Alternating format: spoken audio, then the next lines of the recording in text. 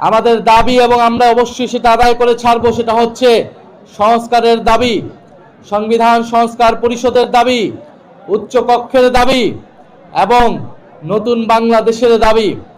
আগামী দিন থেকে শুরু হবে সেই সংবিধান সংস্কার পরিষদের যাত্রা। আমরা আশা করছি সরকার দল শপথ নিতে সম্মত হবে এবং যে পুরনো রাষ্ট্রপতি, সেই রাষ্ট্রপতিকে সরিয়ে নতুন রাষ্ট্রপতি নির্বাচনের আয়োজন শুরু করা হবে, উদ্যোগ গ্রহণ করা হবে।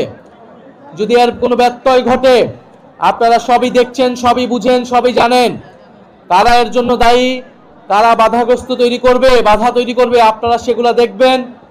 আপনাদের প্রতি আহ্বান থাকবে, আপনারা যার যার জায়গা থেকে সোচ্চার হবেন।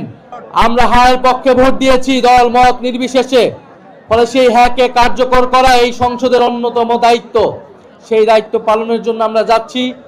দেশকে দুর্নীতি মুক্ত করার জন্য, ঋণ খেলাপি মুক্ত করার জন্য, চাঁদাবাজ এবং সন্ত্রাসকে মুক্ত করার জন্য আমরা সংসদে যাচ্ছি। সারা বাংলাদেশে আবার অর্থনৈতিক মন্দা শুরু হতে পারে, আন্তর্জাতিকভাবে যুদ্ধ শুরু হয়েছে। এই সময় দেশে যদি ঐক্য না থাকে, দেশকে এগিয়ে নিয়ে যাওয়া সম্ভব নয়। সরকার দল সরকার একা দেশ পরিচালনা করতে পারবে না, ফলে জাতীয় ঐক্য প্রয়োজন।